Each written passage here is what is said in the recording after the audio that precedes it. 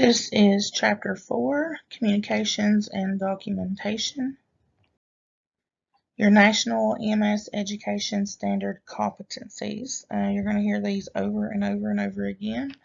Your prep is to apply fundamental knowledge of the emergency medical services system, the safety and well-being of the emergency medical technician, medical, legal, and ethical issues to the provision of emergency care.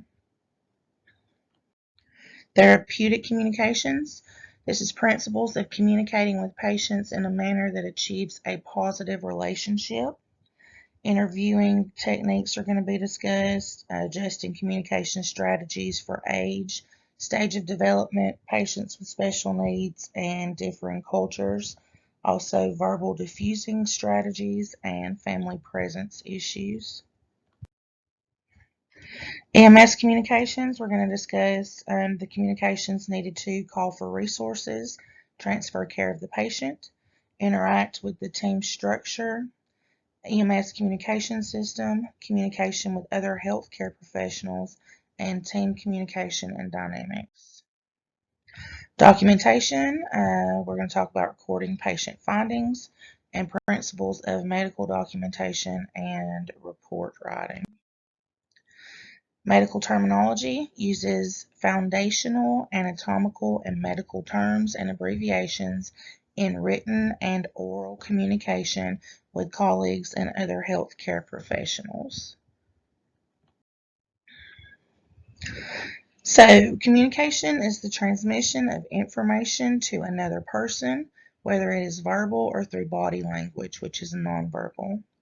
Effective communication is an essential component of pre-hospital care.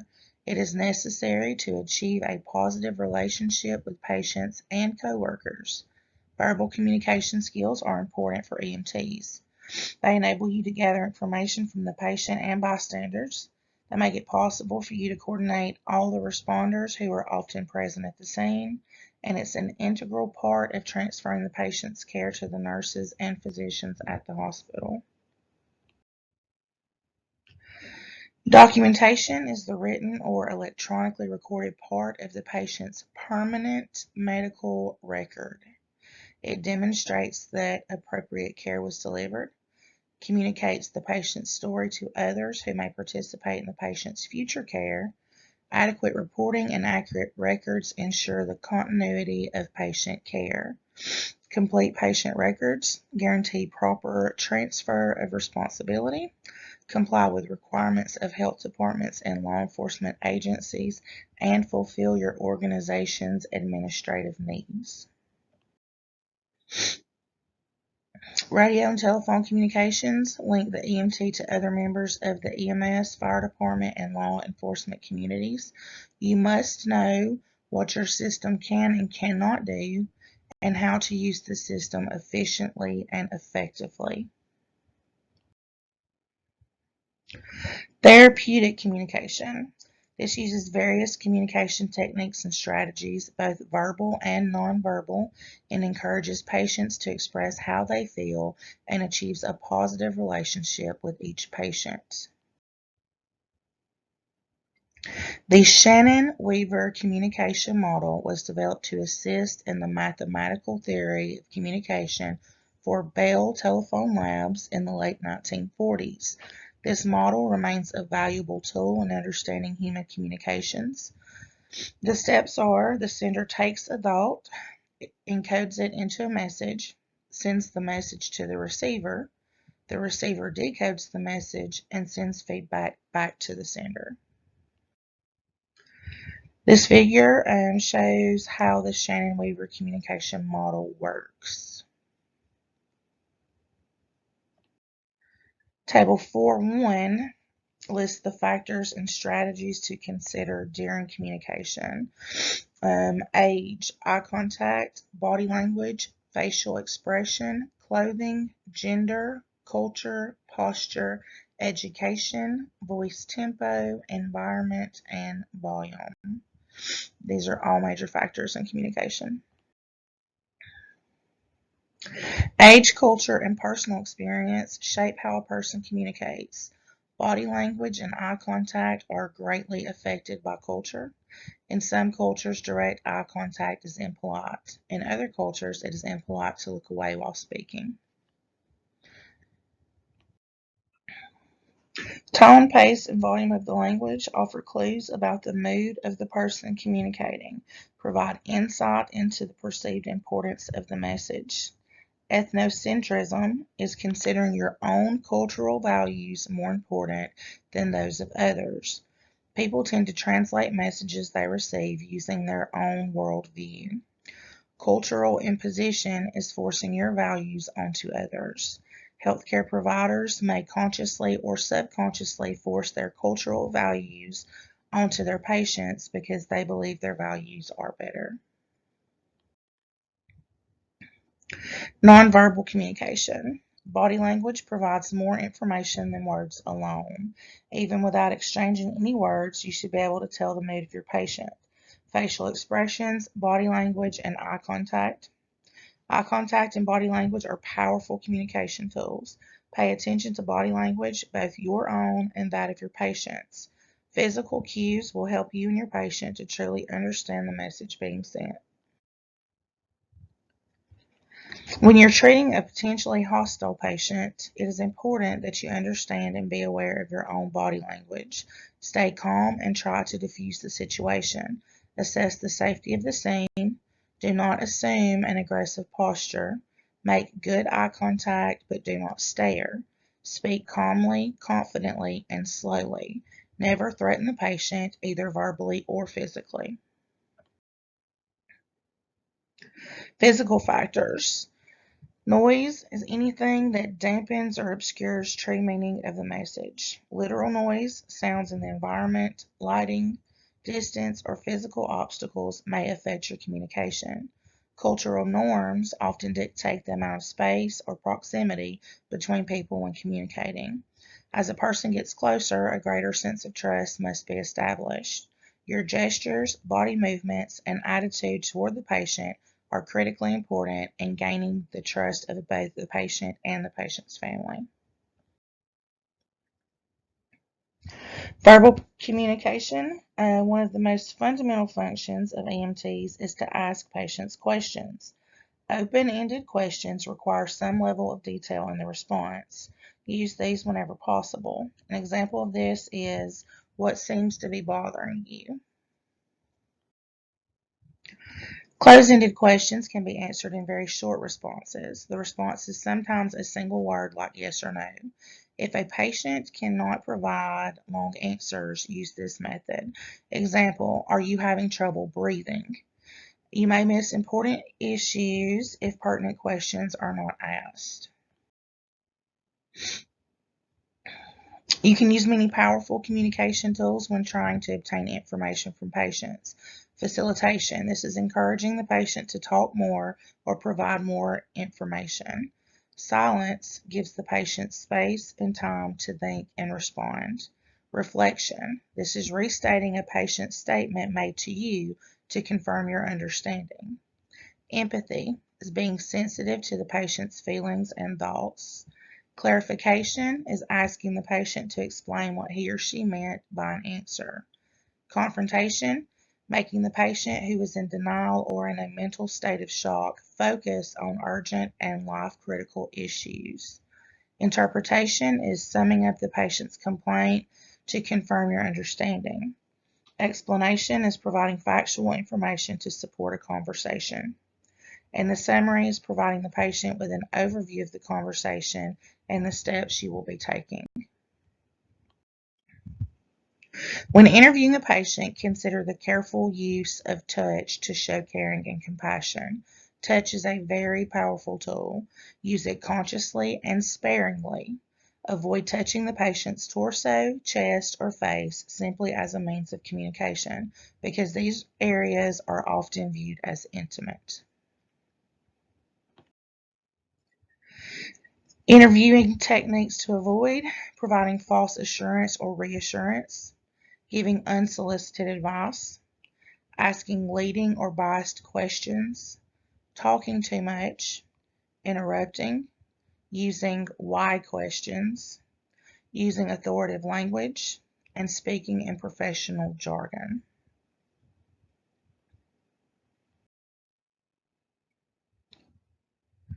The presence of family, friends, and bystanders may be valuable during the patient interview process. Be sure to allow the patient to answer if he or she is able to and wants to, even if well-meaning family members attempt to answer for the individual. Do not be afraid to ask others to step aside for a moment while you talk to the patient. You may need to decide if having family and friends nearby will help or hinder care. Golden rules to keep calm and reassure the patient. Make and keep eye contact at all times. Provide your name and use the patient's proper name. We don't honey, sweetie, baby patients. A lot of them find that very disrespectful. Tell the patient the truth. Use language the patient can understand. This goes back to the medical jargon. If you don't know what jargon means, this is speaking to others in strictly medical terms. Just because you understand it, they don't have the medical training that you have or the medical terminology that you're going to learn in this next chapter. They don't understand those. So speak very plain English, lay terms, like you're talking to someone on the street who has absolutely no medical training. Um, Where am I at? Okay, be careful what you say about the patient to others and be aware of your body language. Some of you say an awful lot with just your face, so be careful of that when dealing with patients and family. Speak slowly, clearly, and distinctly. If the patient is hard of hearing, face the patient so he or she can read your lips. Allow the patient time to answer or respond. Act and speak in a calm, confident manner. Communicating with older patients. Identify yourself. Present yourself as competent, confident, and caring.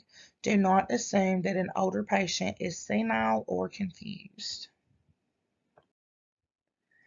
You may encounter hostility, irritability, and some confusion. Do not assume this is normal behavior. Approach an older patient slowly and calmly. Allow plenty of time for the patient to respond to your questions. Watch for signs of confusion, anxiety, or impaired hearing or vision. The patient should feel confident that you are in charge and that everything possible is being done for him or her. And be patient. Older patients often do not feel much pain. They may not be fully aware of important changes in their body systems, and you must be especially vigilant for objective changes. When possible, give the patient time to pack a few personal items before leaving for the hospital. Locate any hearing aids, eyeglasses, and dentures before departure. Older patients are often worried about the safety of their home, valuable items, and pets. Share these concerns with the person assuming care of the patient at the hospital. Um, Also, with these things, especially hearing aids, glasses, and dentures, make sure that you put them somewhere where they are not going to be damaged, broken. Do not lose them. Whatever you take with the patient, make sure you leave with the patient. Make sure that the staff that you're transferring care to knows what they have and where it's at, because these are very expensive things, and especially this population age can't exactly afford to replace these items, so be very, very careful there. Communicating with children. An emergency situation frightens anyone. Fear is most obvious and severe in children. Children may be frightened by your uniform, the ambulance, or a crowd of people gathered around them.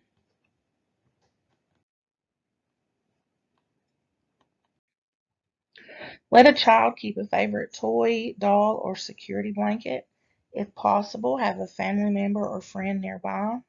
If practical, let the parent or guardian hold the child during evaluation and treatment. Be honest. Children easily see through lies or deception. Tell the child ahead of time if something will hurt, and respect the child's modesty. I will tell you now, if you ever lose the trust of a child, you will not gain it back. So if you're doing something that's going to be uncomfortable or it's going to hurt, you tell them that this is going to hurt. Once you lose their trust, you're done with that patient.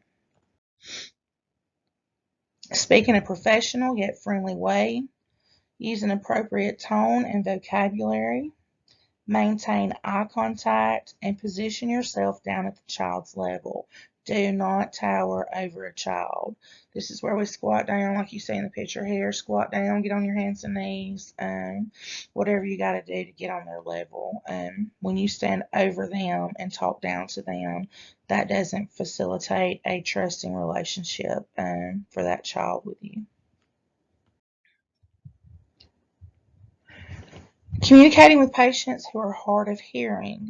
Most people who are hard of hearing have normal intelligence and are not embarrassed by their disability. Position yourself so that the patient can see your lips. Those with hearing aids, be careful that they are not lost during an accident or fall. They may be forgotten if the patient is confused, and ask the family about use of hearing aids. Steps to take to efficiently communicate with patients who are hard of hearing. Have paper and pen available. If the patient can read lips, face the patient and speak slowly and distinctly. Never shout. You're going to listen carefully, ask short questions, and give short answers. You can learn some simple phrases in sign language. It can be useful to know the signs for sick, hurt, and help. Those are on your screen respectfully. First one is sick, middle one is hurt, and the last one is help.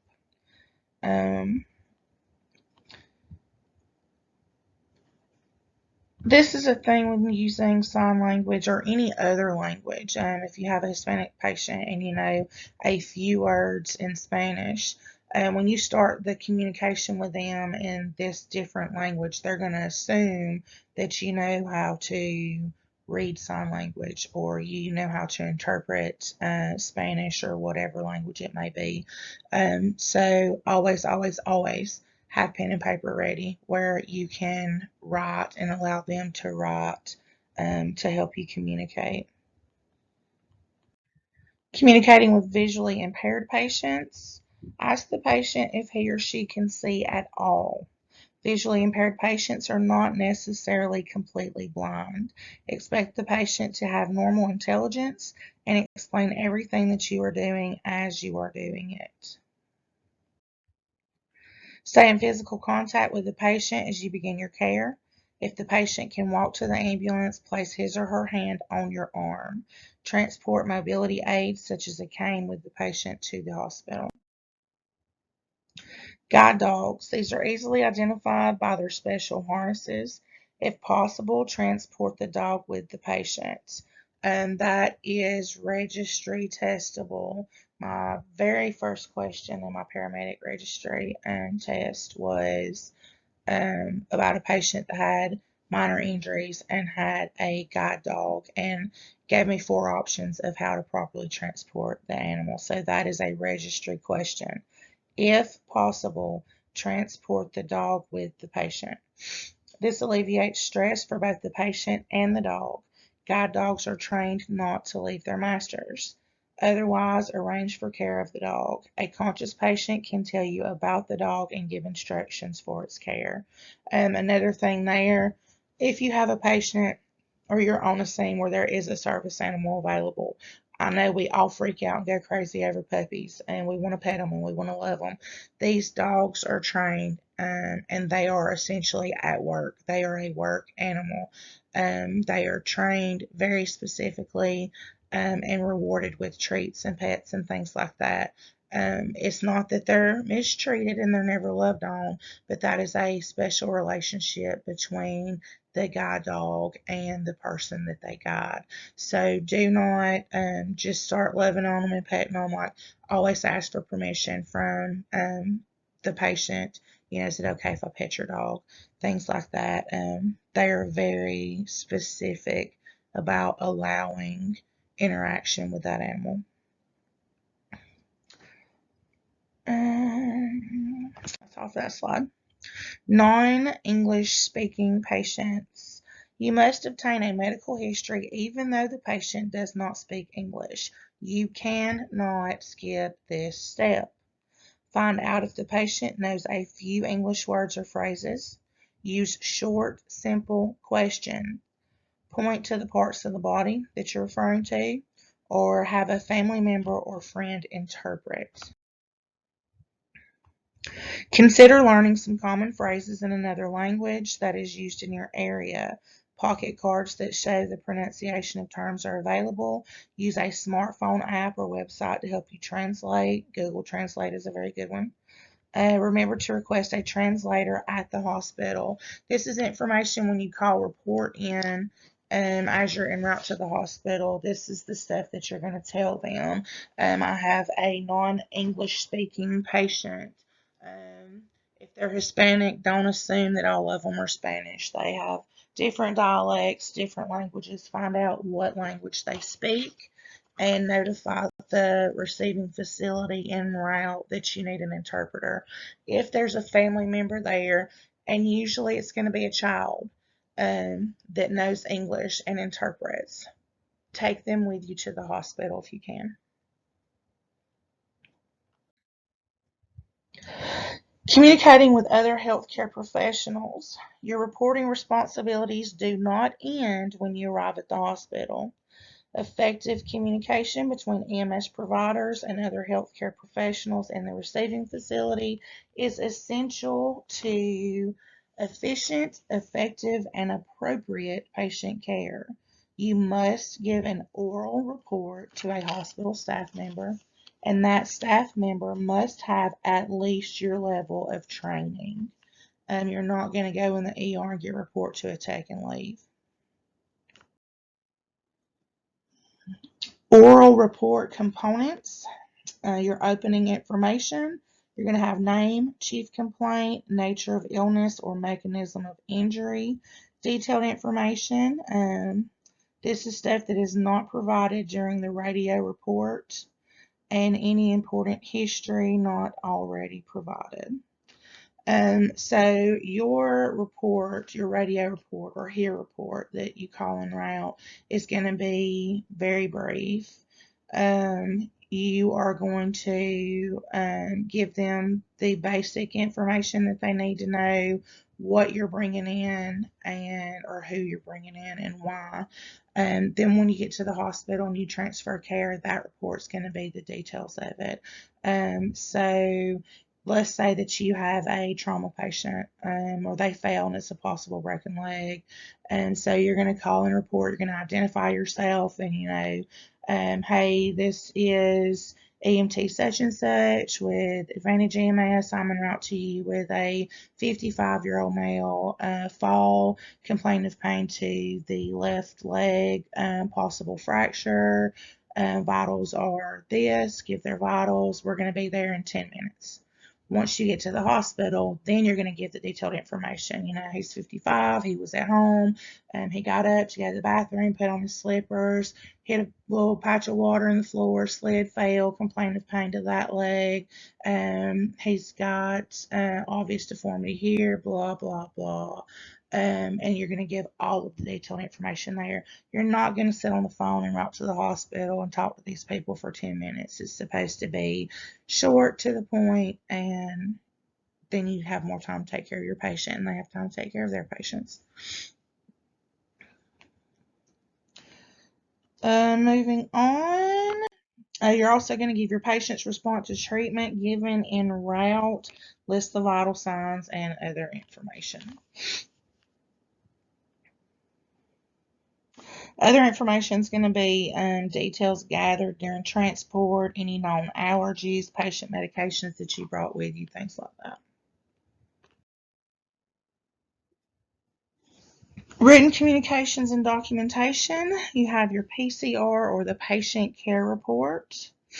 And this is known as the pre-hospital care report. It is a legal document. Let me say that again. It is a legal document. It records all care from dispatch to hospital arrival, and there are two types of PCRs. You have written and electronic. So the written is going to be our paper charts, and the electronics is going to be the charts that you do on the iPad or that you currently see your partners doing on the iPad. That's the difference between those two. When I say that it's a legal document, if I don't want to say if you do something wrong, but if you do something wrong, or if this is a act of a crime committed against the patient, an assault, attempted murder, sexual assault, things like that, if it goes to court, your PCR will be pulled to use as evidence in court. So it is very important that it's accurate, that it's legible, that it's professional, um, and your documentation is appropriate.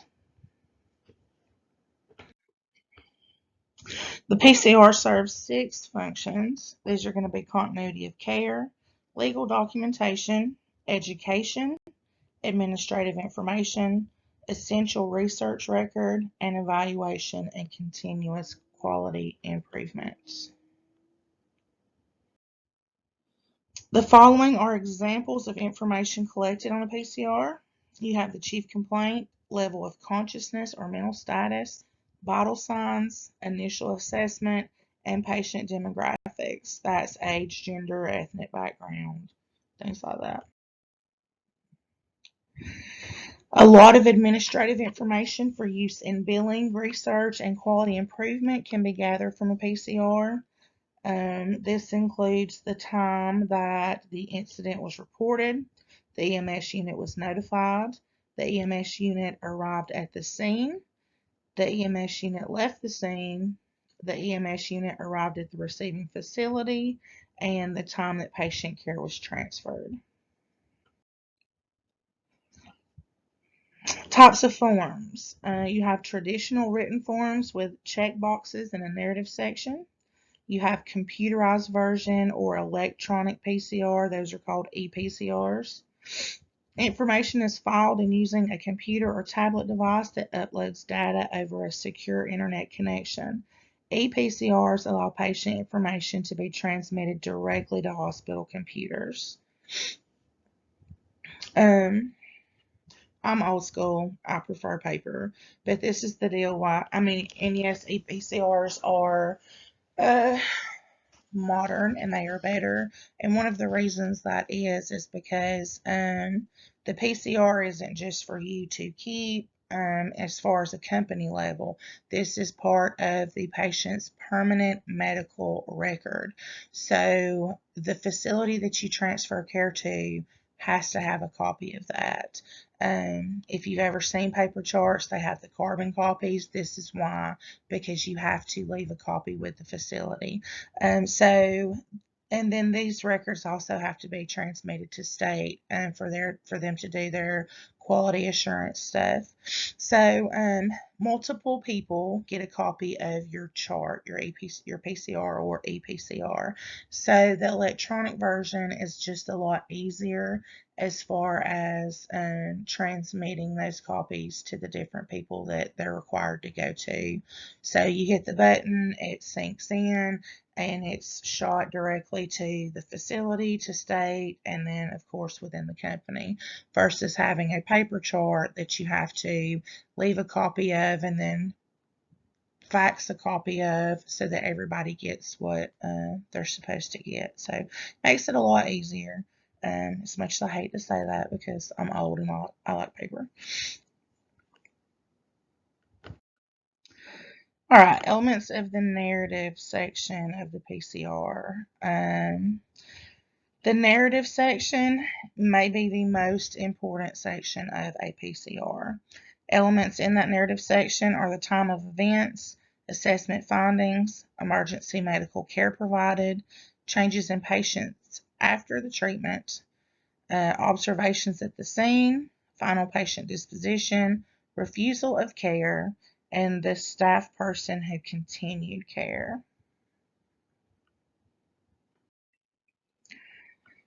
So be sure to include significant findings, significant negative findings, and important observations about the scene. Do not record your conclusions about the incident. Use clear descriptions that do not make any judgments about the patient's condition. In written documentation, avoid radio codes and use only standard abbreviations. Remember that the report itself is considered a confidential document. You should be familiar with state and local laws concerning confidentiality.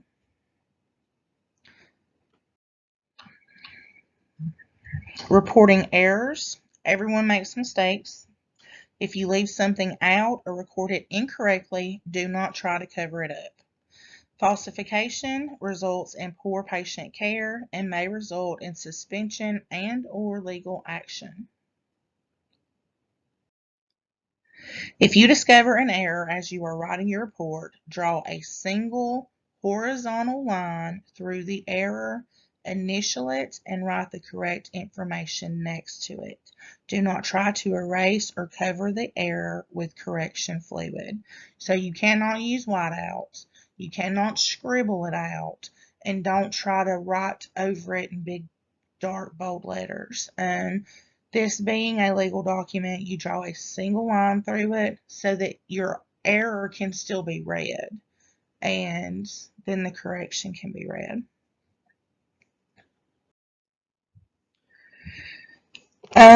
Documenting refusal of care. Refusal of care is a common source of lawsuits. Thorough documentation is crucial. Document any assessment findings and emergency medical care given. Have the patient sign a refusal of care form. Have a family member, police officer, or bystander also sign the refusal of care form as a witness. Depending on local requirements, the PCR might contain a complete assessment, evidence that the patient is able to make a rational, informed decision, discussion with the patient as to what care and transportation EMS recommends, discussion with the patient as to what may happen if he or she does not allow care or transportation, discussion with family, friends, and bystanders to try to encourage the patient to allow care, discussion with medical direction according to local protocol, providing the patient with other alternatives, for example, going to see his or her family doctor or having a family member drive him or her to the hospital, the willingness of EMS to return, signatures, and complete the PCR.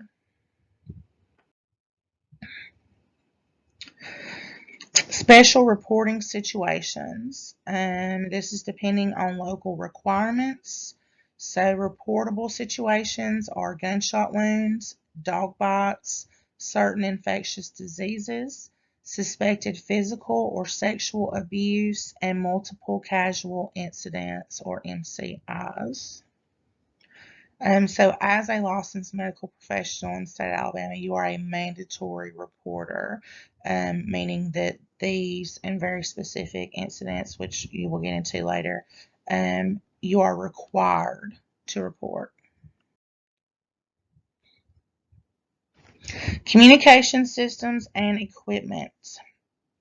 Radio and telephone communications link you and your team with other members of the EMS, fire, and law enforcement communities. They help the entire team to work together more effectively and provide an important layer of safety and protection. Base station radios. A base station is any radio hardware containing a transmitter and a receiver that is located in a fixed place. A two-way radio consists of a transmitter and a receiver. Mobile and portable radios. A mobile radio is installed in a vehicle. Mobile radios are used in the ambulance to communicate with the dispatcher, medical control, and an ambulance often has more than one mobile radio. Portable radios. They are handheld devices and are essential at the scene of an MCI. That's a multiple casualty incident or mass casualty incident.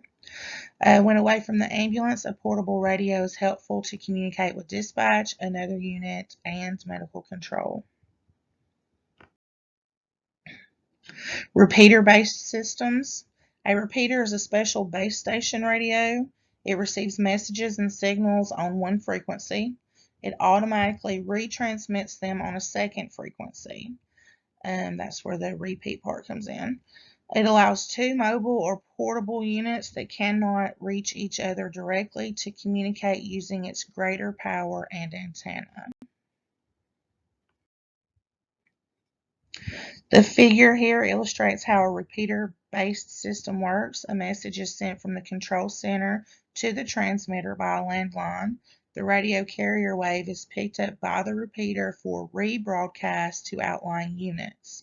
A return radio traffic is picked up by the repeater and rebroadcast to the control center. Digital equipment. Digital signals are a part of EMS communications. Telemetry allows electronic signals to be converted into coded audible signals. Signals can be transmitted by radio or telephone to a receiver with a decoder at the hospital. Data from cardiac monitors can be transmitted via Bluetooth-enabled mobile devices to monitoring centers. Digital signals are also used in some kinds of paging and tone alerting systems. Cellular and satellite telephones. EMTs often communicate with receiving facilities by cellular telephone. A cellular telephone is simply a lower power portable radio. Satellite phones or sat phones are another option. Conversations can be easily overheard on scanners. Always be careful to respect patient privacy and speak in a professional manner whenever you use any form of EMS communication systems. Other communications equipment. Ambulances usually have an external public address system. EMS systems may use a variety of two-way radio hardware. Simplex and duplex, also multiplex. So simplex is push to talk, release to listen. Duplex is simultaneous, talk and listen. And multiplex uses two or more frequencies, which enables more than one transmission to occur simultaneously. Med channels are reserved for EMS use. Trunking, or 800 MHz systems, use the latest technology to allow greater traffic. An interoperable communication system allows all of the agencies involved to share valuable information with one another in real time. Mobile data terminals, or MDTs, inside the ambulance receive data directly from the dispatch center and allow for expanded communication capabilities, for example, maps.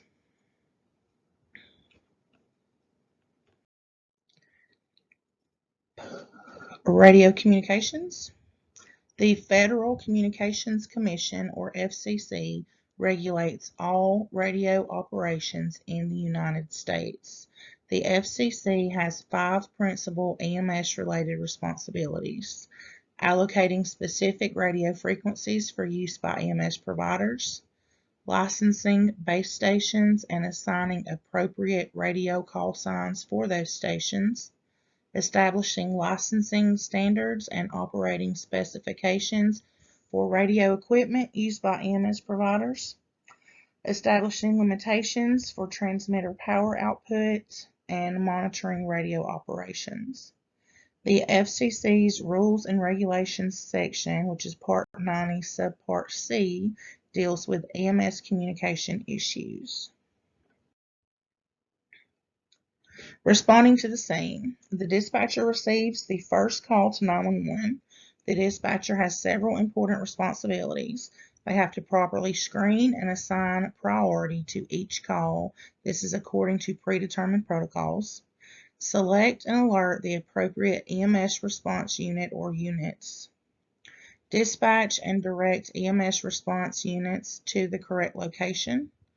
Coordinate EMS response units with other public safety services until the incident is over, and provide emergency medical instructions to the telephone caller. The dispatcher assigns the appropriate EMS response units based on several criteria. the nature and severity of the problem, anticipated response time to the scene, level of training of available EMS response units, the need for additional support.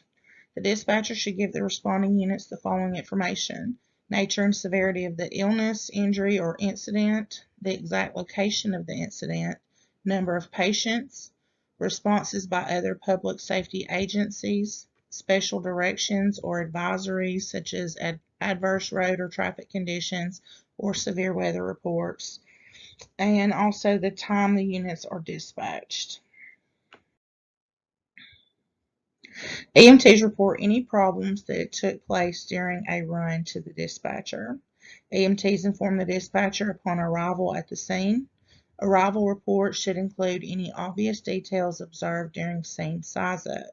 Radio communications must be brief and easily understood. Speaking in plain English is best. We do not use 10 codes, and report only important information. Communicating with medical control in hospitals. The principal reason for radio communication is to facilitate communication between you and medical control and the hospital. Medical control may be located at the receiving hospital, in another facility, or sometimes even in another city or state. Consulting with medical control serves several purposes. It notifies the hospital of incoming patients, provides an opportunity to request advice or receive orders from medical control, and advises the hospital of special situations. Giving a patient report. Plan and organize your radio communication before you transmit. How to give the patient reports. Follow the standard format established by your EMS system. Include 9 elements: your unit identification and level of services, the receiving hospital and your estimated time of arrival or ETA, the patient's age and gender, the patient's chief complaint or your perception of the problem and its severity, a brief history of the patient's current problem, a brief report of physical findings, a brief summary of the care given, a brief description of the patient's response to the treatment provided, and determine whether the receiving facility has any additional questions or orders. Report all patient information in an objective, accurate, and professional manner, and remember that people with scanners may be listening. The role of medical control. Medical control is either offline, which is indirect, or online, which is direct. Depending on how the protocols are written, you may need to call medical control for direct orders or permission to conduct certain tasks. This could include administering certain treatments, determining the transport destination of patients, or stopping treatment and or not transporting a patient. In most areas, medical control is provided by the physicians working at the receiving hospital. Many variations have developed across the country. The link to medical control is vital to maintain a high quality of care. Calling medical control. There are a number of ways to control access on ambulance to hospital channels. The dispatcher monitors and assigns appropriate clear medical control channels, centralized medical emergency dispatch, or resource coordination centers. The physicians on the other end bases his or her instructions on the information the EMT provides. Never use codes when communicating with medical control unless you are directed to do so by local protocol. Once you receive an order from medical control, repeat the order back word for word and then receive confirmation. Do not blindly follow an order that does not make sense to you. Okay, that's very important. If you do not understand it, or if he tells you something that you know is out of your scope of practice and you should not be doing, you don't do it just because the doctor told you to do it. Always confirm your orders. Repeat them back word for word. The communications for medical control, especially if the physician's in the ER, those are recorded. That's not just to cover them, but it's also to cover you. Information regarding special situations. You may initiate communication with hospitals to advise them of an extraordinary call or situation. A small rural hospital may be better able to respond to multiple patients from a highway crash if notified when the ambulance is first responding. An entire hospital system must be notified of any disaster. Other special situations include hazardous material situations, rescues in progress, and multiple casualty incidents. When notifying the hospital of special situations, keep several points in mind. The earlier the notification, the better. Provide an estimate of the number of individuals who may need to be transported to the facility. Identify any special needs the patients might have, such as burns or hazardous material exposure, to assist the hospital in preparation, and follow the plan for your system. Maintenance of radio equipment. Like other EMS equipment, radio equipment must be serviced. The radio is your lifeline, to other public service agencies whose duties include protecting you, and also to medical control.